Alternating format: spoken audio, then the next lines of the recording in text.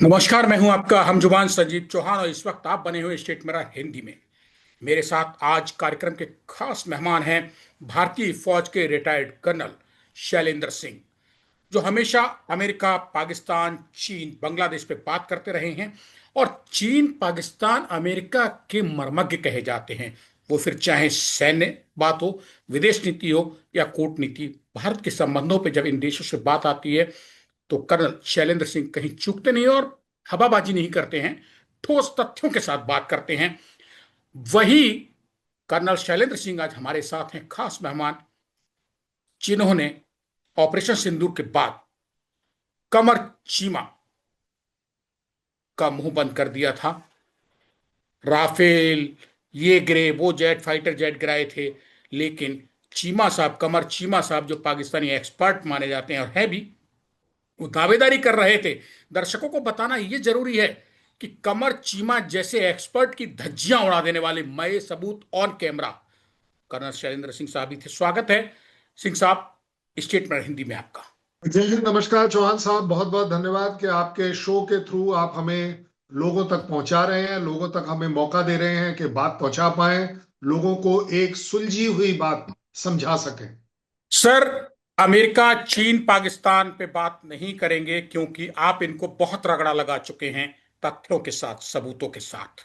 आज बात करेंगे उस रूस की, जो बीते समय में सोवियत संघ होता था तब भी भारत का दोस्त था और आज भी भारत का दोस्त है। व्लादिमीर पुतिन, उसके राष्ट्रपति, लौह पुरुष वहां के, और भारत के सच्चे दोस्त समझे जाने वाले शख्सियत भारत आ रहे हैं 30 घंटे के इंडिया यानी कि भारत के दौरे पर। डिनर डिप्लोमेसी होगी, डील होगी, प्रधानमंत्री नरेंद्र मोदी के साथ मुलाकात होगी। ये 30 घंटे बहुत अहम हैं अंतर्राष्ट्रीय कूटनीति, सैन्य, रक्षा समझौतों को लेके, कि आखिर इसका असर क्या होगा और इसकी लंबी मार, इनकी यात्रा की ये गूंज अमेरिका, चीन, पाकिस्तान, बांग्लादेश, इनको क्या सुनने की ताकत बाकी रखेगी। स्वागत है। आप खुल के जैसे बात हमेशा करते हैं करते रहिएगा। रूस के राष्ट्रपति व्लादिमीर पुतिन की 4 और 5 दिसंबर को भारत यात्रा पर। मैं बड़ी जिम्मेदारी लूंगा इस बात की कि आपने 4 कंट्रीज को नाम किया है, that is China, US, Bangladesh और पाकिस्तान। ये मेरा अपना सोच है। मुझे नहीं लगता बांग्लादेश, पाकिस्तान किसी भी तरह से, किसी भी एंगल से इस इसका श्रेय उनको जाए कि उनको किसी तरह की चिंता होनी चाहिए। चिंता उसको होती है जिसके पास कुछ होता है। ये वो 2 कंट्रीज हैं जिनके पास कुछ नहीं है, हमारे खिलाफ या हमारे साथ। अगर अगर इंडिया, मैं हमेशा से कहता आया हूं, अगर इंडिया ना ढूंढे मानवता को, तो इन दोनों कंट्रीज के पास कुछ नहीं है। हम इन दोनों कंट्रीज में मानवता ढूंढते हैं। जहां तक बात है चाइना पाकिस्तान की, हमें भी मालूम है, सॉरी, चाइना और यूएसए की, दोनों के दोनों सिवाय ट्रेड के, सिवाय दादागिरी के, सिवाय डोमिनेंस के, सिवाय नंबर 1 बनने के, उनके उनके पास और कोई एजेंडा नहीं है। और इस एजेंडा में वो दोनों कंट्री इंडिया को अपने आप कॉम्पिटिटर पाते हैं। हम कंपटीशन नहीं कर रहे हैं, बट वो अपने आप में हमें कॉम्पिटिटर पाते हैं। क्यों? क्योंकि दुनिया ने देखा कि जिस तरीके से चाइना ने अपने आप को इकोनॉमिकली स्ट्रांग करके जिस लेवल पर वो लेकर आई है, जिस तरीके से पूरी दुनिया उन पर डिपेंडेंट होती चली गई है, इंक्लूडिंग यूएसए की इकोनॉमी, एक बहुत बड़ी सीख शायद हम आज से 30 साल पहले ले लेते, जब 1988 में उनकी इकोनॉमी हमसे पीछे थी। हमने शायद, हम बाकी चीजों में उलझे रहे, इंटरनल पॉलिटिक्स में उलझे रहे, पाकिस्तान के साथ उलझे रहे, टेररिज्म में उलझे रहे, या इन लोगों ने हमें वहां उलझा के रखा। मैं ये भी कहना चाहूंगा। लेकिन मैं जनरली ब्लेम दूसरे को इसलिए नहीं करता। दूसरे का काम है उलझाना, आप उलझे क्यों, आप सुलझे क्यों नहीं? जो कि आजकल सुलझी हुई एक सोच आपकी कंट्री में चल रही है कि आपका आज एक सिंगल पॉइंट एजेंडा है, और वो एजेंडा है ग्रोथ, डेवलपमेंट, इकोनॉमी। क्योंकि सबको मालूम है कि अगर ये तीन चीज आपने ले ली तो ऑटोमेटिकली आपकी बाकी सारी चीजें इंक्लूडिंग डिफेंस अपने आप ठीक हो जाता है। डिफेंस को मेंटेन करने के लिए बहुत बड़ा पैसा चाहिए, एक बहुत बड़ी इन्वेस्टमेंट चाहिए, और वो इन्वेस्टमेंट आपको सिवाय इकोनॉमिकली अपने आप को स्ट्रांग करने के नहीं आ सकती। आज की तारीख में अगर पुतिन मेरे कंट्री में आते हैं, मैं आपके साथ बात करना वो चाहूंगा जो मुझे लगता है ऐसा आम आदमी हमें सोचना चाहिए। मैं मेरे को बिल्कुल जरूरत नहीं है कि ट्रम्प क्या सोचते हैं। Hell with bloody Trump, hell with China, I have to look for my own. मैं अपने देश की अपने तरीके से चीजें देखूंगा, क्योंकि मैं ना तो यूएसए हूं ना मैं चाइना हूं। पाकिस्तान और बांग्लादेश बोलकर मैं अपनी इंसल्ट करूंगा नहीं। सो मुझे लगता है एक अलग तरीके का विचार हमारे 140 करोड़ भाइयों में आना चाहिए। हम क्या चाहते हैं, हमारे साथ कैसा पुतिन का होना चाहिए, रशिया का होना चाहिए। अगर हम चीजें ठीक चाहते हैं तो चीजें जरूर ठीक होंगी। ट्रंप अपने आप को कॉम्पिटिटर समझे, टैरिफ मास्टर समझे, चाइना अपने आप को लैंड शार्क समझे, लैंड माफिया समझे, कुछ भी समझ सकते हैं ये लोग। लेकिन अगर हम अपने फोकस पर रहे तो मुझे लगता है इस विजिट को हम बहुत अच्छी तरह से इनकैश कर सकते हैं। वो कर्नल शैलेंद्र सिंह साहब, जो 23वीं द्विपक्षीय शिखर बैठक होने जा रही है, जो बहुत अहम है दुनिया के लिए, भारत के लिए तो है, रूस के लिए है, लेकिन दुनिया की नजरें भी टिकी हैं। ऐसे में भारत के सामने कौन से सवाल और मुद्दे होंगे, चाहे वो फिर रक्षा सौदे हो, विदेश नीति से संबंधित हो, व्यापार मंच पे संबोधन की बात हो, जो कुछ भी है, सबकी नजरें टिकी हैं। आपको क्या लगता है, क्या भारत को मिलने की उम्मीद, और क्या भारत रख सकता है इस टेबल पे इन 30 घंटों के अंदर व्लादिमीर पुतिन यानी कि रूसी राष्ट्रपति के सामने? मुझे लगता है सबसे पहली चीज जो इंडिया एक बहुत बड़ी विन विन सिचुएशन क्रिएट कर सकता है कि हमारे बायलैटरल रिलेशन दुनिया के रिलेशन से अफेक्ट ना हो।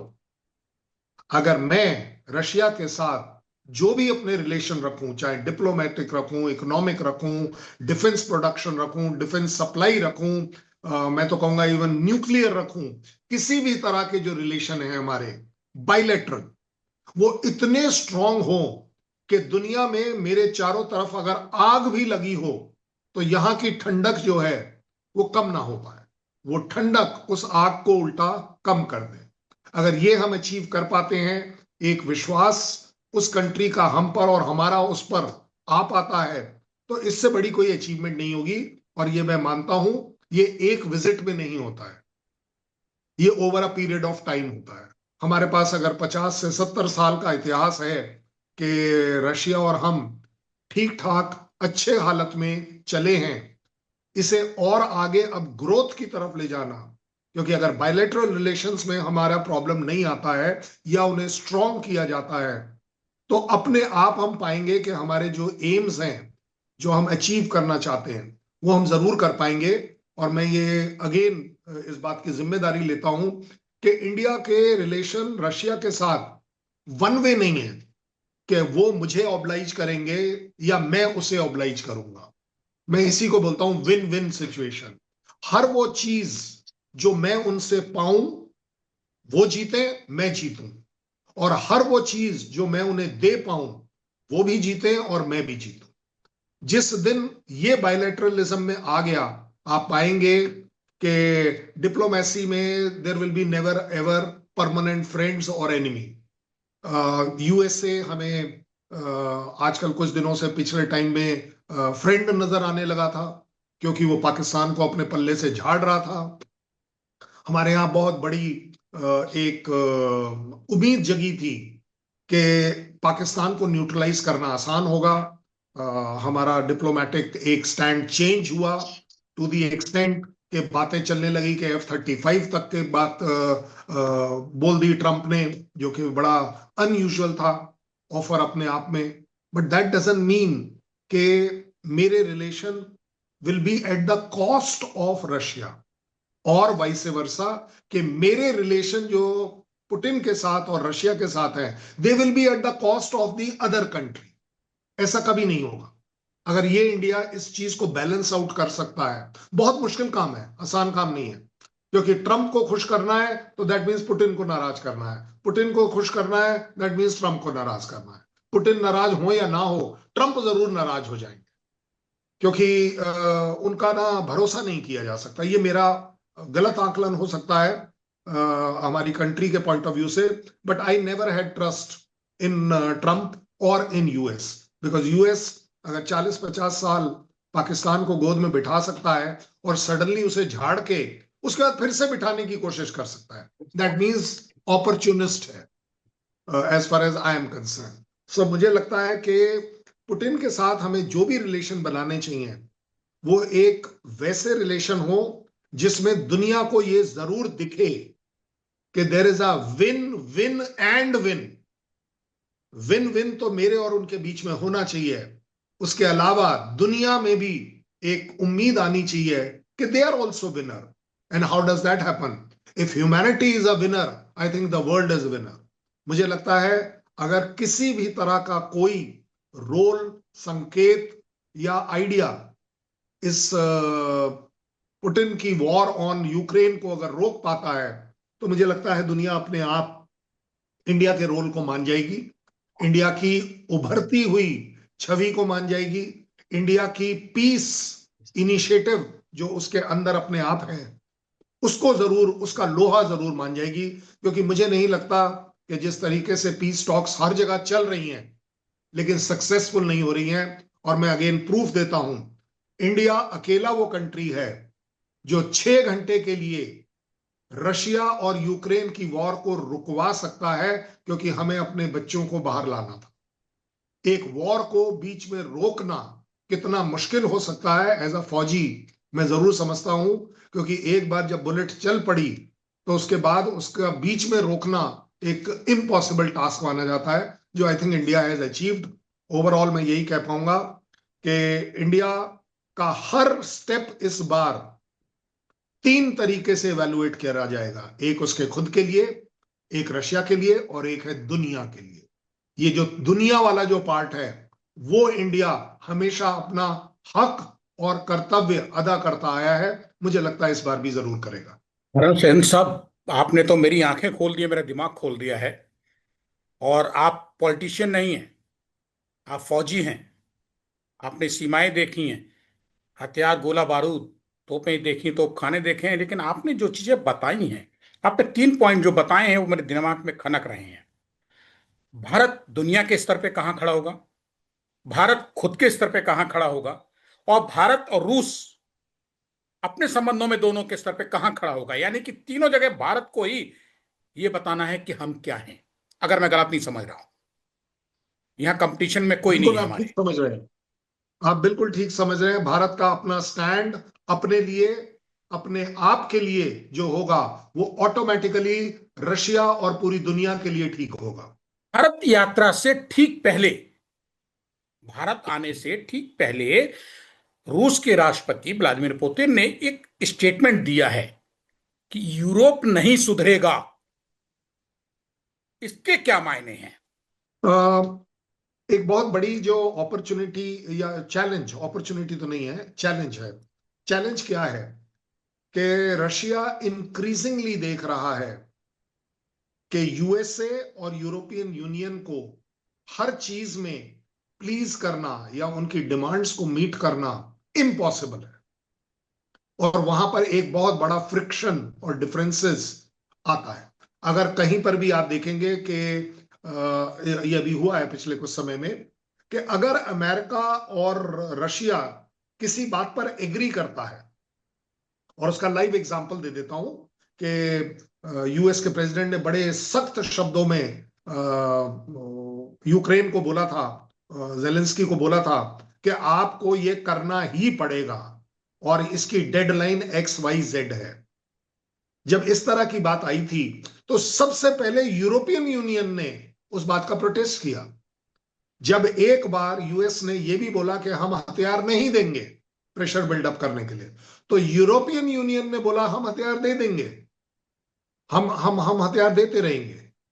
सो उस वजह से मैं ये जरूर कहूंगा कि ये एक बहुत बड़ा चैलेंज है कि जहां पुतिन कमजोर तो नहीं कहूंगा, बट एक बहुत बड़ा उनके सामने ये पहाड़ है जिसको कि उन्हें तोड़ना है, या तो लड़ाई लड़के, या जोड़ना है ट्रेड करके, या जो भी डिप्लोमेसी है, जो भी सुपीरियोरिटी है, जो भी वर्ल्ड में आप नंबर वन है, या यूनिपोलर है या बाइपोलर है, उस पॉइंट ऑफ व्यू से। खास बात क्या है, इसी यूरोपियन यूनियन के साथ भारत के रिलेशन बड़े ठीक ठाक चल रहे हैं। ये वही फ्रांस है जो एक तरफ रशिया के टोटल अगेंस्ट बोल लेता है, और ये वही जी। फ्रांस है जो साफरान इंजन इंडिया के साथ बैठकर जहाज में जॉइंट मैन्युफैक्चर करने के लिए तैयार है, राफेल की जॉइंट मैन्युफैक्चरिंग के लिए तैयार है। क्यों? क्योंकि यूरोपियन यूनियन को यह जरूर पता है, as good businessman, as good bania, कि इंडिया की एक वो मार्केट है जिसको जो इग्नोर अभी करेगा वो हमेशा पछताएगा, इंक्लूडिंग यूएस से। टैरिफ लगा सकते हैं आप, बिल्कुल असर पड़ेगा, कुछ एक ट्रेड पर पड़ेगा, इसमें कोई डाउट नहीं है। मैं कभी झूठ नहीं बोल पाऊंगा कि उसका असर ही नहीं पड़ेगा, लेकिन असर पड़ना और उससे लड़कर अपने आप को मजबूती से खड़ा करना, ये प्रूव कैसे किया जाए? अप्रूव ऐसे किया जा सकता है कि चलिए जी, आपने सैंक्शंस लगा दिए, सॉरी टैरिफ लगा दिया, तो हमारा जो जेम्स और ज्वेलरी का ट्रेड है वो तकरीबन 60% कम हो गया। यस, हमें तकलीफ हुई। कुछ और जगह हैं जहां 6% हुआ, कहीं 7% हुआ। ये इन उंगलियों की तरह है। 60% कहीं पर हमारे को तकलीफ हुई, 6%, 4%, 6%, 2%, बाकी जगह पर तकलीफ हुई। लेकिन जब हम पूरे ट्रेड को बात करें, यस यस, वो जो आप तोल मोल जो आप दिखा रहे हैं, ये जो पूरे ट्रेड को बात करें, तो अनफॉर्चुनेटली फॉर यूएस, मेरा तो ट्रेड का जो इकोनॉमिक ग्रोथ है वो टोटल तो बढ़ गई, वो बढ़नी नहीं चाहिए थी। दैट मीन्स कि या तो मैंने इन सब चीजों को न्यूट्रलाइज कर लिया, या मेरी इकोनॉमी बाकी जगहों पर इतना अच्छा परफॉर्म कर गई कि वहां पर मैंने इसे कवर अप कर लिया।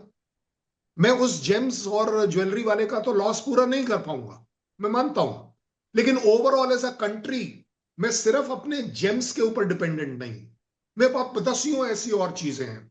आपने एक एज अ कंट्री यूएस अपने आप को मेरे लिए दरवाजे के आगे एक आपने खांचा लगा दिया कि चलिए जी 50% टैरिफ है। मैंने 40 कंट्री और ढूंढ ली, मैंने 40 कंट्री और ढूंढ ली, जो पिछली और मेरे पास 50 कंट्री थी उनके ऊपर मैंने एक एक रुपए का ट्रेड और बढ़ा लिया।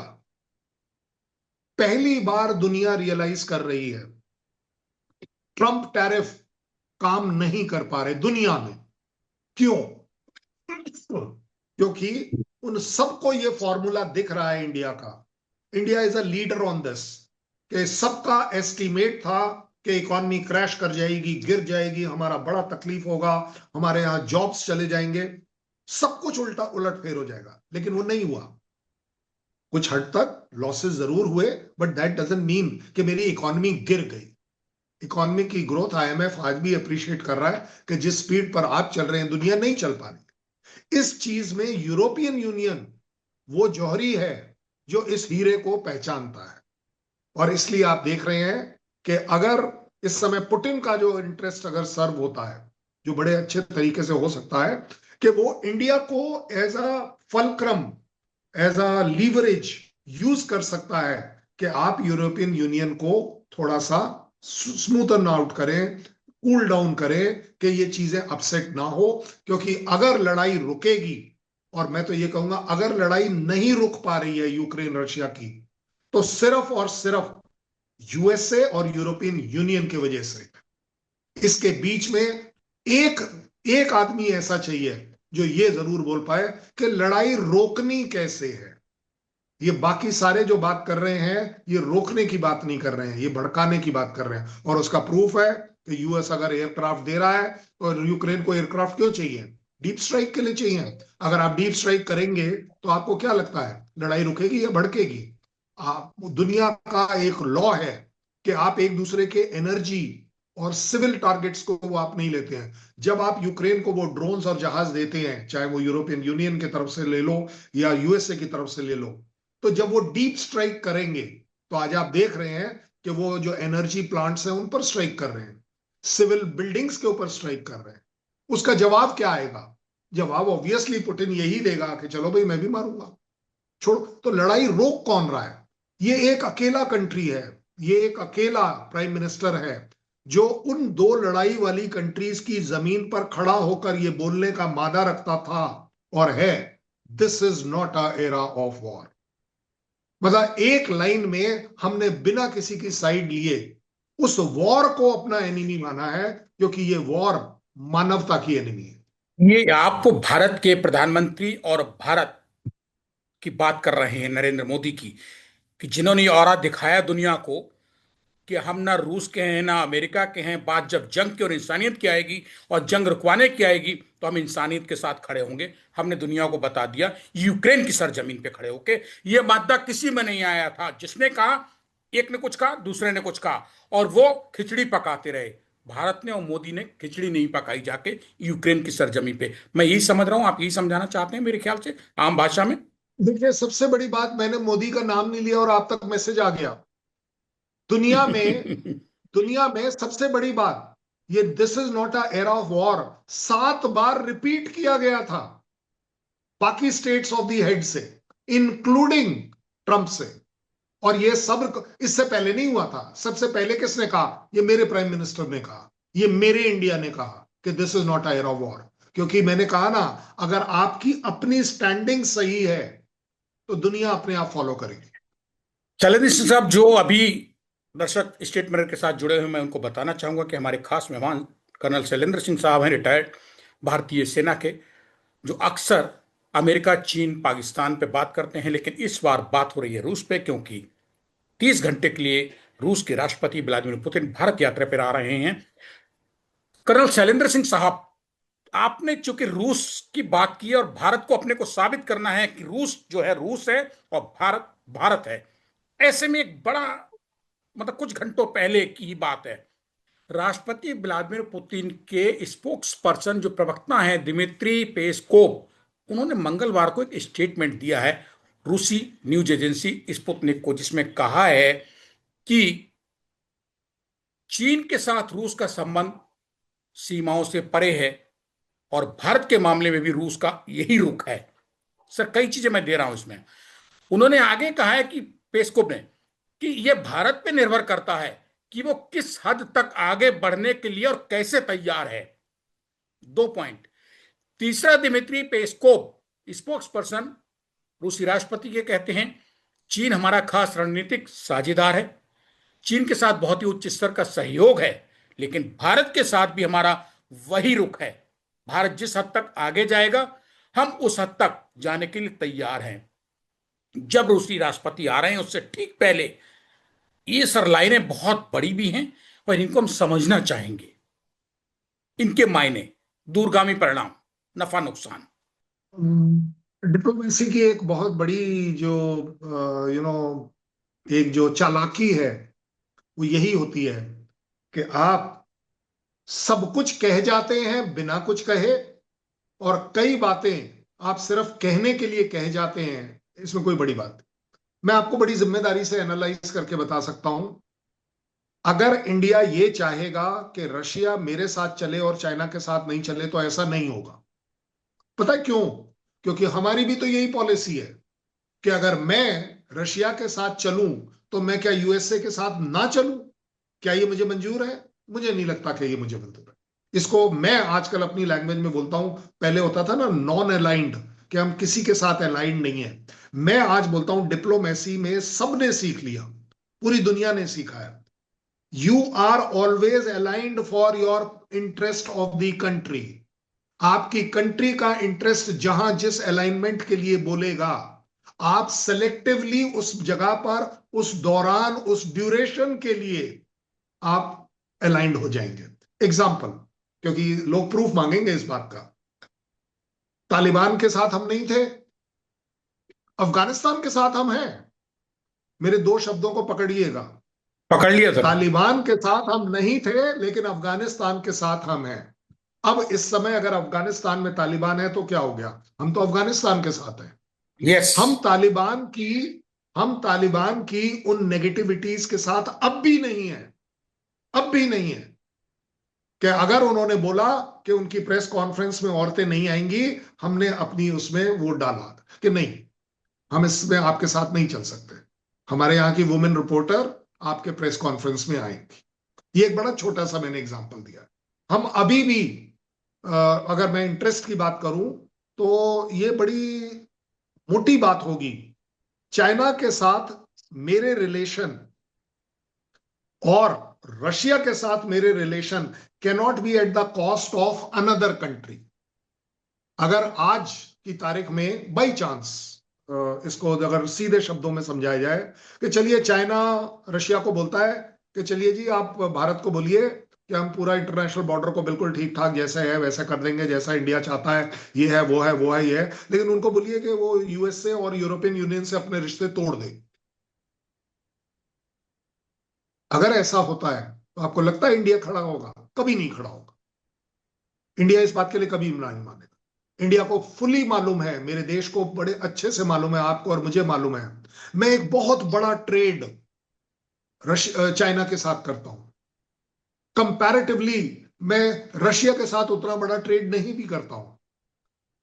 बहुत बड़ी बात है ये कि उनके साथ मेरा जो ट्रेड है वो एक इतना सॉलिडिफाइड ट्रेड है चाइना के साथ कि मैं अगर कल परसों 1 2 3 साल में बंद भी करना चाहूं मैं नहीं कर पाऊंगा। इंक्लूडिंग गलवान के टाइम में बातें हमने सब कर ली, अपील बहुत सारी हो गई, जोश वाली बातें हो गई, लेकिन दिमाग कहता है कि आप अपनी इकोनॉमी को नहीं तोड़ पाएंगे, आप अपने जो काम करने का। तो तब से हमने स्टार्ट क्या किया कि हम अपना मैन्युफैक्चरिंग करें, हम अपनी जो डिफेंसेस है, डिफेंसेस मेंटालिटी, उसको अब एग्रेशन के तौर पर अपने बॉर्डर के ऊपर आगे ले जाएं। अदरवाइज ले में 60,000 सैनिकों की डिप्लॉयमेंट कभी हम सोच नहीं सकते थे जब हम वहां थे, क्योंकि कभी ऐसा इतना ज्यादा डिफिकल्ट एरिया में सर्वाइवल, उसका खर्चा पानी सब करना एक इम्पॉसिबल टास्क है। सो जो मैं बेसिकली आपको बताने की कोशिश कर रहा हूं कि इस समय रशिया को भी मेरी जरूरत है, ऐसा नहीं है कि उसको नहीं है, क्योंकि Russia is also equally grateful कि हमने काफी समय तक उसका वो ऑयल खरीदा है, चाहे वो विन विन कंडीशन पर खरीदा है। मैं ये नहीं कहूंगा कि किसी ने किसी पर एहसान किया है, लेकिन जब उसका कोई ऑयल नहीं ले रहा था तो उसका एक बहुत मेजॉरिटी ऑयल इंडिया ले रहा था और उसे लेकर उसी यूरोपियन यूनियन को दे रहा था जो कि सो कॉल्ड उससे लड़ाई कर रही है। आप देखिए, इसी को डिप्लोमेसी बोलते हैं। सो मुझे लगता है कि रशिया का ऑफर बड़े सीधे सीधे टर्म्स पर इंडिया टू रशिया है, नॉट डिपेंडेंट ऑन चाइना है।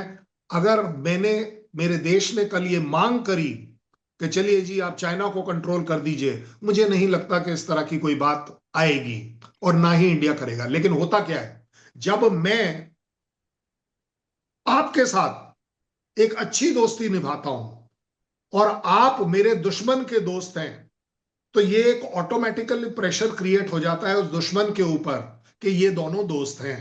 क्योंकि वो दोनों दोस्त हैं, चाइना और रशिया अगर दोस्त हैं, ऑन इनसेपरेबल हैं, क्योंकि वर्ड उस तरह के इस्तेमाल हो रहे हैं कि वो बिल्कुल एक अलग दर्जे की सो कॉल्ड रिलेशन है, बट साथ ही साथ इंडिया के साथ भी एक अलग दर्जे का रिलेशन है। सो वो जो दोनों दर्जे हैं वो एक दूसरे को न्यूट्रलाइज करते हैं। मुझे लगता है मेरे कंट्री के फेवर में है कि यस, मैं इसमें बहुत ज्यादा नुक्ताचीनी ना करूं। चाइना के रिलेशन मेरे साथ इकोनॉमिकली पॉइंट ऑफ व्यू से कॉम्पिटिटिव है, उसको मेरे को रशिया के ऊपर थोपने की जरूरत नहीं पड़नी चाहिए। कर्नल शैलेंद्र सिंह साहब, आपकी बातचीत से ही इतनी से एक सवाल निकल के आ रहा है और फिर मैं लेके जा रहा हूं राष्ट्रपति पुतिन के स्पोक्स पर्सन दिमित्री पेस्कोव के बयान के साथ जोड़ रहा हूं। उन्होंने जिस तरीके से बयान दिया है और उन्होंने यहां तक कह दिया है कि पेस्कोव ने, हम समझते हैं कि मौजूदा हालातों में वर्तमान समय में भारत दबाव में है और ये भारत को बहुत सावधानी के साथ रूस और भारत को आगे बढ़ना है।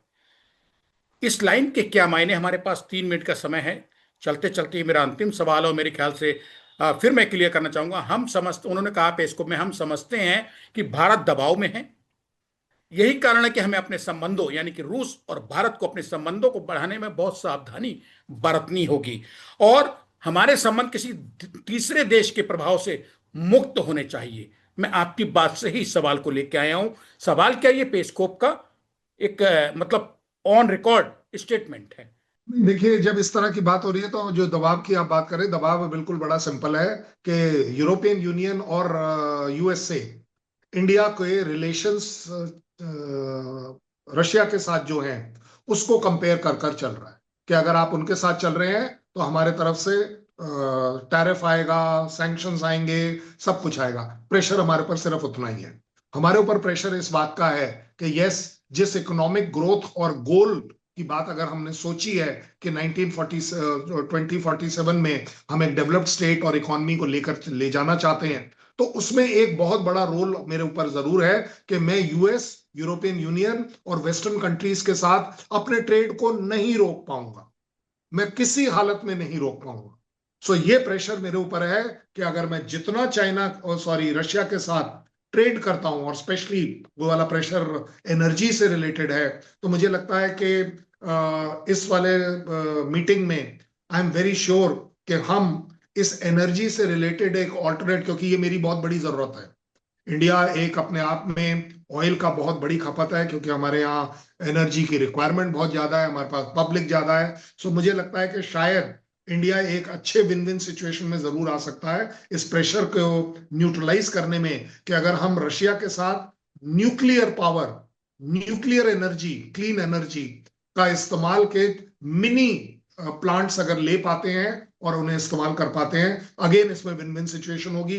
इसी तरह ब्रह्मोस जैसे अगर हम डिफेंस जॉइंट प्रोडक्शंस चीजें करते हैं, वहां पर भी एक बहुत बड़ी विन सिचुएशन है, क्योंकि रशिया वो हथियार ज्यादा लोगों को नहीं बेच पाता। एक एग्जांपल ले लेते हैं, SU-57 ले लीजिए, या उनका जो फ्यूचरिस्टिक जहाज आने वाला है SU-75, अगर ये मेरे यहां बनते हैं तो ये मेरे यहां बनने से आगे बिक सकते हैं, रशिया से कोई नहीं खरीद पाएगा। ये बड़ी सीधी बात है। सो ओवरऑल अगर आप देखें तो मेरे ऊपर प्रेशर इस बात का है कि मैं कितना कितना अपने आप को रशिया के साथ, रशिया के लिए रेवेन्यू विनिंग सिचुएशन क्रिएट करता हूं, उतना ही मैं यूरोपियन यूनियन और यूएस के अगेंस्ट चला जाता हूं। हमारे ऊपर प्रेशर इस बात का है कि हम इस चीज को बैलेंस आउट कैसे कर पाते हैं। And I think by and large generally आप देख रहे हैं कि चाहे टैरिफ हो चाहे कुछ भी हो, बट साथ ही साथ हमारे यूएस के साथ जो प्रोजेक्ट्स हैं उसमें कहीं कमी नहीं आ रही है, कोई प्रोजेक्ट्स रुक नहीं रहे हैं। सिर्फ टैरिफ रिलेटेड हमारा 50% जो है वो भी आई एम श्योर, जिस तरीके से दोनों कंट्रीज इंडिकेशन दे रहे हैं कि तकरीबन ये 10 से 20% के अंदर लिमिट हो जाएगा, और अगर हो पाता है तो आई एम वेरी श्योर कि इस तरह का प्रेशर इंडिया झेल पाएगा, न्यूट्रलाइज कर पाएगा, कन्वर्ट कर पाएगा, कि it will not be at the cost of our relation with Russia. कुल जमा आपका यही कहना है कि रूस के राष्ट्रपति व्लादिमीर पुतिन की भारत यात्रा जो है, ये 4 और 5 दिसंबर 2025 की इस 30 घंटे की यात्रा के दौरान भारत को 3 मोर्चों पे अपने को मजबूत साबित करना है। भारत बताए कि हम क्या हैं।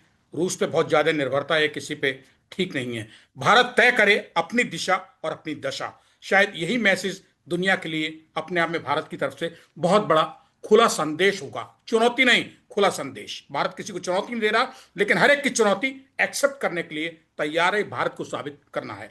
शुक्रिया शैलेंद्र सिंह साहब, स्टेट मिरर हिंदी के लिए संजीव चौहान से बात करने के लिए। जय हिंद, नमस्कार, बहुत बहुत धन्यवाद।